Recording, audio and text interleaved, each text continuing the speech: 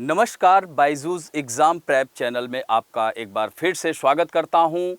और जैसा कि यह एक नया सेशन शुरू होने वाला है, अब आप लोगों को प्रत्येक दिन 7 बजे बर्निंग इश्यूज़ पर एक टॉपिक पर पूरा डिस्कशन किया जाएगा। और यह डिस्कशन ऐसा होगा कि आपका प्रीलिम और मेंस दोनों के लिए जो करंट अफेयर के जो इश्यूज़ हैं वह आपके लिए लाभकारी होंगे। तो हम लोग इस पे जो इस समय के रोज़ कुछ ना कुछ खबरें जो महत्वपूर्ण हैं, जो आगामी परीक्षाओं में आपके आ सकती हैं, उसी के मद्देनज़र यह नया कार्यक्रम स्टार्ट कर रहे हैं। तो आज का जो पहला जो एपिसोड होगा उसमें हम लोग बात करेंगे इजराइल और फिलिस्तीन। यह संघर्ष चल रहा है, इजराइल पर हमास ने अटैक कर दिया, तो इसके पीछे क्या कारण था, तो यानी क्या है विवाद, इसके बारे में चर्चा करेंगे। इसमें क्या इसका इतिहास रहा है। और दोस्तों यहाँ पर हम महत्वपूर्ण यह है कि यह जो दिन है यह 6 अक्टूबर का ही दिन क्यों चुना हमास ने। फिर साथ साथ हम लोग बात करेंगे कि यह हमास है क्या, ठीक। और इसके साथ यह भी बात करेंगे कि फिलिस्तीन का इस हमले से क्या संबंध है और इजराइल कब स्वतंत्र हुआ, कब कब वॉर हुआ, 6 डे वॉर क्या था जिसमें इजराइल को बड़ी जीत मिली थी। तो इजराइल को कौन कौन से देश दर्जा देते हैं, फिलिस्तीन को कौन कौन से देश दर्जा देते हैं, इन सब बातों की चर्चा हम लोग आज एक एक करके चर्चा करेंगे। और यह आपकी आगामी परीक्षा के लिए, मान लीजिए परीक्षा में प्रश्न बनता है तो निश्चित रूप से आप प्रश्न का उत्तर आसानी से दे सकेंगे। तो आइए एक एक करके हम लोग टॉपिक पे आते हैं, जिसमें यहाँ पर दिया गया है। पहला अगर हम बात करते हैं तो संदर्भ क्या है कि हाल ही में फिलिस्तीन आतंकी गुट हमास ने इजराइल में हमला कर ज्यादा से कह सकते 300 से ज्यादा लोगों की जान ले ली और करीब 5000 रॉकेट दागे गए। अब यहां पर इजराइल की गुप्तचर एजेंसी के ऊपर भी प्रश्न चिन्ह उठ सकता है कि इतनी बड़ी एजेंसी मोसाद, जो कि पूरी विश्व प्रसिद्ध गुप्तचर संस्था होने के बावजूद भी कैसे हमास ने इतनी बड़ी जुर्रत की। तो यहां पर इसी बात की हम लोग चर्चा करेंगे। ये तो हमारा है संदर्भ कि किसने अटैक किया, तो वह हमास ने किया। और इस तरह से अब इजराइल पूरी तरह से देखा जाए तो वह बौखला गया है और पूरी तरह से हमास को नस्ल नाबूद करने के लिए वह पूरी तरह से कमर कस लिया है। ऐसे में विश्व के बहुत सारे देशों से ढेर सारी प्रतिक्रियाएं आ रही हैं, तो उन प्रतिक्रियाओं के बारे में भी जानेंगे। इसके साथ साथ हम अपने भारत का क्या रुख है इस मामले में, इस पर भी चर्चा करेंगे। तो यहां पर दोस्तों सर्वप्रथम यह जानना आवश्यक है कि इसके पीछे कारण क्या है, किस कारण की वजह से यह घटना घटित हुई है, हमास क्यों इतना ज्यादा इस तरह का इतना बड़ा अटैक करने के लिए क्यों बाध्य हो गया, यह आप लोगों के लिए जानना आवश्यक है। यही आपकी परीक्षा में पूछा जा सकता है कि आखिर हमास को इससे क्या हासिल हुआ, क्या वास्तव में इसमें देखा जाए तो आम आदमी के लिए बहुत बड़ी समस्या पैदा कर दी, क्या इसने फलस्तीन के लिए समस्या पैदा कर दी। बहुत सारे जो विचारक हैं उनका यह कहना है, बहुत सारे प्रतिद्वंदियों का यह कहना है कि यह इजराइल खुद कराया है फिलिस्तीन को समूल नष्ट करने के लिए। तो यह बहुत सारी बातें चल रही हैं और देखना है कि आगे क्या होता है। तो यहाँ पर इसके पीछे जो कारण की अगर हम बात करते हैं सबसे महत्वपूर्ण, तो यह कारण क्या है। तो यहाँ पर कारण देखा जाए तो गाजा पट्टी क्षेत्र जहाँ पर हमास का कब्जा था, तो यह जो है यहाँ पर देखा जाए तो हमास लगातार अपनी गतिविधियां मतलब सक्रिय गतिविधियों में लगा रहा और इजराइल के साथ कोई ये पहली बार घटना उसने नहीं किया है, लगातार इजराइल पर अटैक करता रहा है। और उधर से इजराइल भी हमास को हमेशा देखा जाए तो हमेशा उसको प्रत्युत्तर में मतलब उसको हराया ही है, जीता नहीं है हमास ने कभी। लेकिन हमास ने इतनी बड़ी हिमाकत कैसे कर दी, तो यहां पर अगर देखा जाए तो 1990 के दशक के मध्य में 2 राज्य जो 2 नेशन जो थ्योरी थी समाधान के लिए, जो ओस्लो प्रक्रिया के रुक जाने के बाद शांति प्रयासों में कोई बड़ा आंदोलन नहीं हुआ। तो अब ऐसे में क्या हुआ कि धीरे धीरे देखा जाए तो जो फिलिस्तीन था, तो फिलिस्तीन पर से अगर देखें तो यह जो नज़र है, अंतर्राष्ट्रीय जो नज़र है, वह धीरे धीरे देखा जाए तो हटने लगी। अब यह जब हटने लगी तो अब ऐसे में क्या हुआ कि क्षेत्रीय जो अरब देश है उसके साथ, अब देखिए इसमें सबसे महत्वपूर्ण आप देखोगे पिछले 1-2 वर्षों में तो इजराइल का जो नेचर है वो आपको देखे होंगे कि उदारवादी दिख रहा है। यूनाइटेड अरब अमीरात में उसने अपना दूतावास खोल लिया, बहरीन के साथ संबंध बना रहा है, कतर के साथ संबंध बना रहा है, और खबर यही थी कि सऊदी अरब के साथ भी वह संबंधों को सरल बनाने का प्रयास कर रहा है। और मिस्र के साथ तो देखा जाए तो 6 डे वॉर के बाद ही देखा जाए तो सहमति हो गई थी। इसी तरह से जॉर्डन, तो कहने का मतलब है कि वह उदारवादी रुख भी अपना रहा था। ऐसे में ऐसा क्या हुआ कि एकाएक इतना बड़ा निर्णय हमास ने ले लिया। तो यहाँ पर सबसे महत्वपूर्ण बात यही आ जाती है कि जो अंतर्राष्ट्रीय ध्यान है वह फिलिस्तीन के ऊपर से हटने लगा। अब ऐसे में क्या होता है कि फिलिस्तीन जो प्रतिरोध कमजोर होने लगा।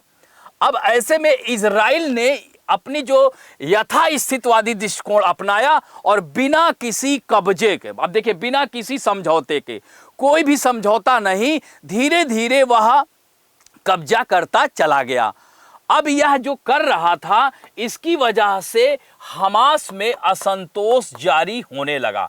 हमास नामक इस संगठन को धीरे धीरे यह बात नागवारा लगी और इस तरह से यही एक बड़ा मतलब कह सकते हैं, आगे बीच बीच में कई हमले हमास ने किए भी। और यहाँ पर देख सकते हैं कि इजराइल मिस्र के साथ इनक्लेव पर नाकाबंदी लगा दी और इस तरह से वेस्ट बैंक में इजराइल ने फिलिस्तीनी आंदोलनों को सीमित करते हुए उसकी सैकड़ों चौकियां और विशाल सुरक्षा अवरोधक को स्थापित जो किए वहां पर।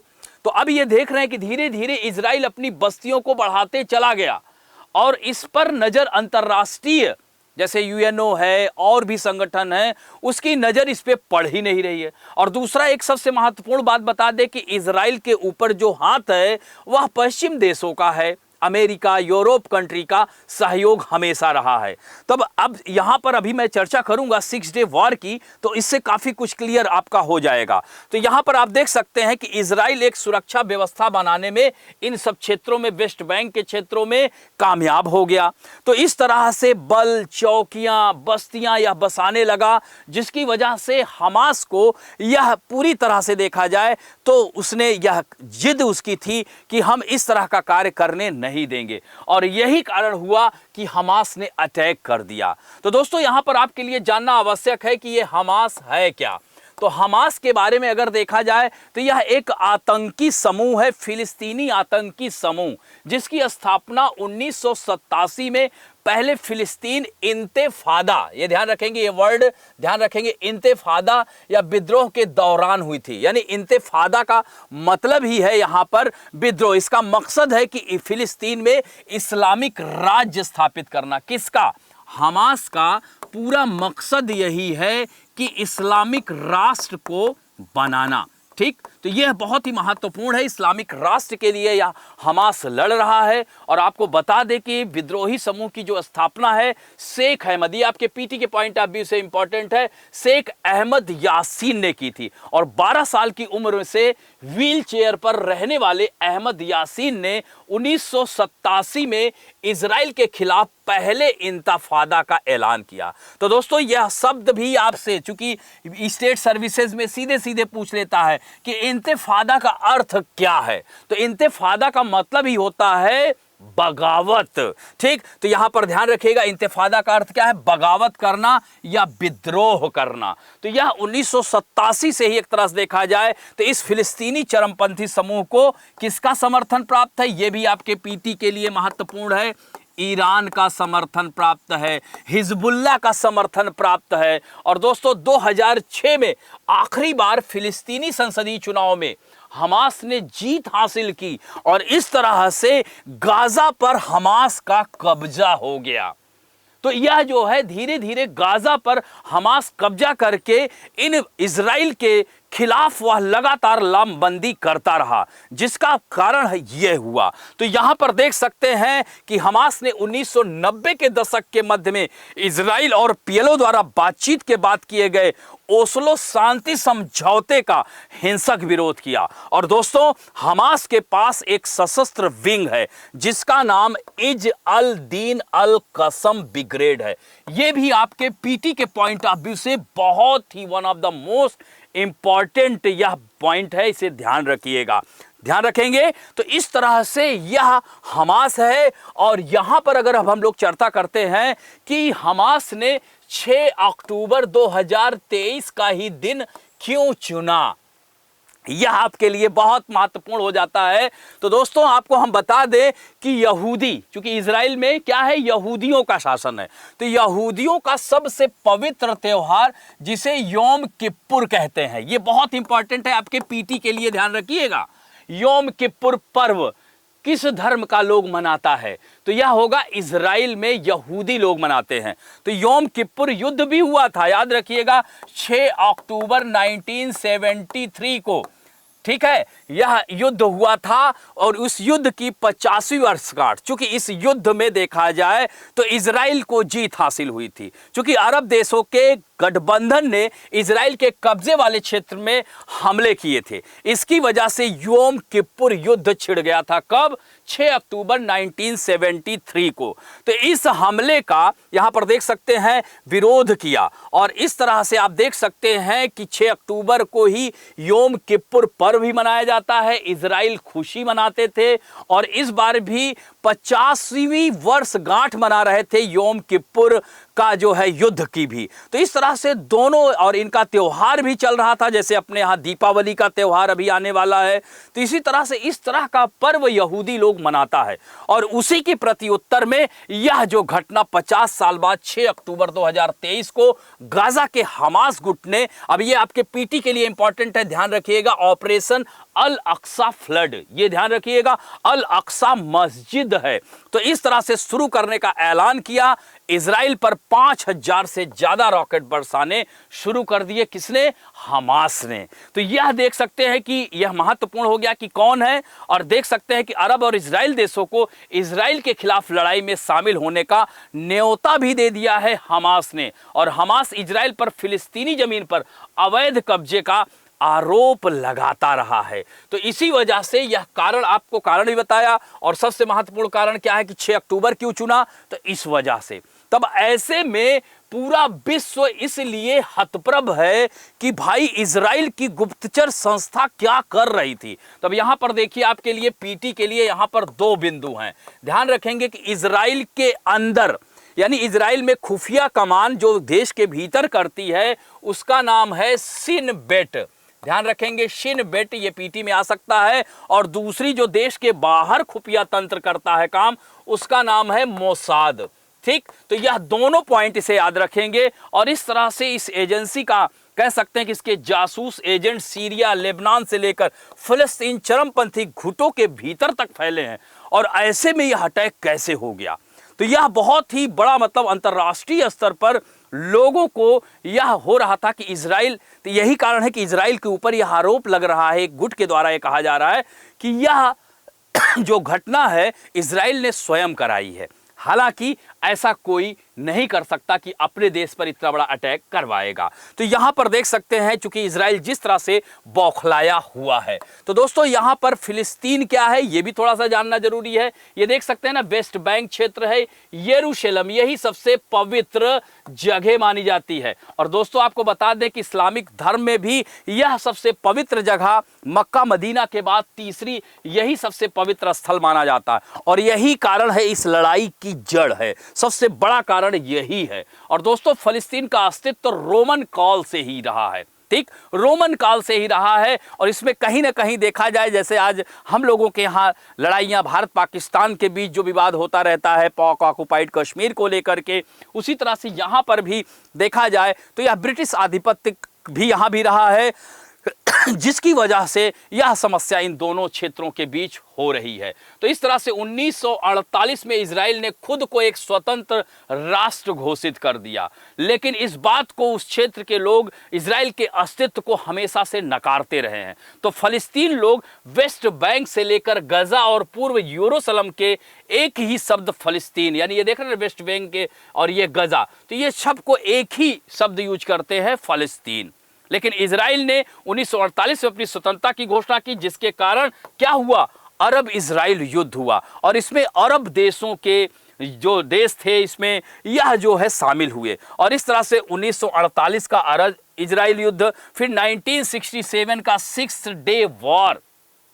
अब 6 डे वॉर क्या था, और 1973 का योम किप्पुर युद्ध है, ये 6 अक्टूबर 1973 को ही ये भी शुरू हुआ था। तो ये देख सकते हैं इस मानचित्र के आधार पर कितना महत्वपूर्ण है यह पॉइंट, ये भी ध्यान रख सकते हैं। तो दोस्तों ये 6 डे वॉर क्या था, तो यह युद्ध 6 दिन तक चला था, 20,000 से अधिक लोगों की मौत हो गई थी। इसमें इजराइल की तरफ से यूनाइटेड स्टेट ऑफ अमेरिका आ गया, तो दूसरी तरफ फिलिस्तीन की तरफ से यह कह सकते हैं अरब देशों की तरफ से, अरब लीग, अरब संगठन की तरफ से जो आ गए वह रूस आ गया। तो इस तरह से दो बड़ी महाशक्तियां आ गईं, यह परमाणु संपन्न शक्तियां आ गईं। तब ऐसे में जो अरब देश, चूंकि पेट्रोलियम ओपेक जो है पेट्रोलियम निर्यातक देश, अरब देश में सबसे ज्यादा पेट्रोलियम का उत्पादन होता है, तो इन लोगों ने निर्यात पर रोक लगा दिया। ऐसे में पश्चिमी देशों का जो तेल देना बंद कर दिया, तो इजराइल का जो भी समर्थन कर रहे थे पश्चिमी देश, उनको अरब देश तेल देना बंद कर दिए। ऐसे में आर्थिक संकट और वैश्विक ऊर्जा संकट की स्थिति उत्पन्न हो गई। और दोस्तों इस युद्ध में देखा जाए तो इजराइल की जीत हुई थी, यह ध्यान रखेंगे। और इसमें गोलन हाइट्स, सिनाई और इजराइल के कब्जे वाले अन्य क्षेत्रों में हुआ था। तो यहां पर आप देख सकते हैं यह गोलन हाइट्स है, यहां पर देख सकते हैं, और यह देख सकते हैं गजा क्षेत्र है, और यह सिनाई पेनिनसुला है। तो यह सिनाई जो है यह मिस्र को बाद में दे दिया गया समझौते के तहत, जब यह स्थिति, यानी इसमें दो देशों की टकराहट अंतर्राष्ट्रीय स्तर पर ग्लोबल न्यूक्लियर अलर्ट जारी किया गया। तो यह 6 डे वॉर भी याद रखिएगा, आपकी पीटी के लिए बहुत ही महत्वपूर्ण है। अब ऐसे में भारत का क्या रुख हो सकता है दोस्तों, जैसा कि आपको पता है कि यह हमास जो है इसको Britain, America, Israel, France, Germany जैसे देश इस पर प्रतिबंध लगा चुके हैं, यानी इसको पश्चिमी देश इसको आतंकवादी संगठन मानते हैं।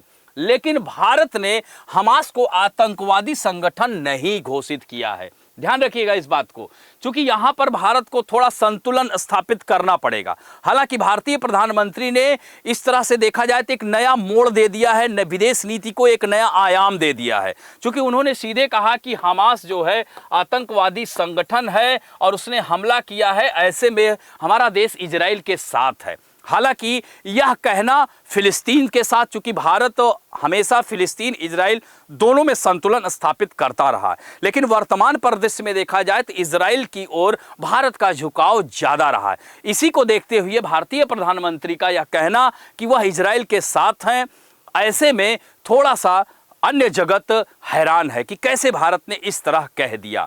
तो यहाँ पर हालांकि यह बहुत ही समन्वित तरीके से भारत ने न, तो अब देखिए भारत को चूंकि हमास हुआ, चाहे हिजबुल्लाह की बात की जाए, ये आतंकवादी संगठन हैं, लेकिन भारत ने कभी भी न तो हमास को न तो हिजबुल्लाह को आतंकवादी संगठन कभी नहीं माना। तो ऐसे में उन्होंने कभी भारत की जमीन का भी इस्तेमाल नहीं किया, तो इसलिए भारत कभी भी हमास और हिजबुल्लाह के खिलाफ कभी नहीं बोला। लेकिन अभी जो यह घटना हुई है इसका हालांकि भारत अपने कूटनीतिक प्रयासों से यह मामला सॉल्व कर सकता है। तो भारत के फिलिस्तीनियों के नेतृत्व और इजराइल दोनों के साथ अच्छे संबंध हैं, लेकिन पीएम के हालिया बयान से लग रहा है कि भारत इजराइल के करीब जा रहा है। अब आगे देखते हैं कि क्या होता है। तो दोस्तों देखा आप लोगों ने कि यह इजराइल हमास युद्ध क्या रहा। अब इसी से संबंधित थोड़ा आपको एक प्रैक्टिस क्वेश्चन है। रामल्ला नाम से जाना जाने वाला क्षेत्र जो कभी कभी समाचारों में आता है, किस क्षेत्र में स्थित है? गजा में है, वेस्ट बैंक में है, दक्षिण एशिया में है कि जॉर्डन में है? तो इसका उत्तर आप लोगों का क्या होगा? वेस्ट बैंक होगा। कैसे होगा?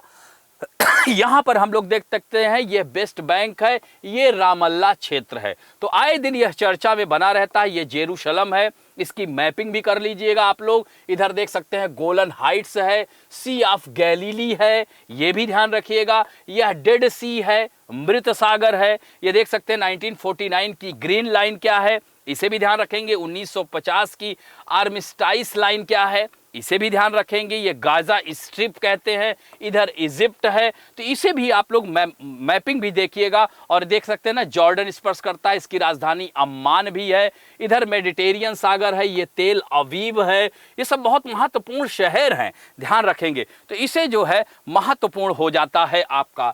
इसी तरह से एक जो है यहाँ पर हम लोग बात कर रहे हैं, ये आप देख सकते हैं कि यह इससे संबंधित क्वेश्चन यहां पर देख सकते हैं कि हमास क्या है। हालिया इजराइल पर हमले से हमास को क्या हासिल हुआ, चर्चा करें।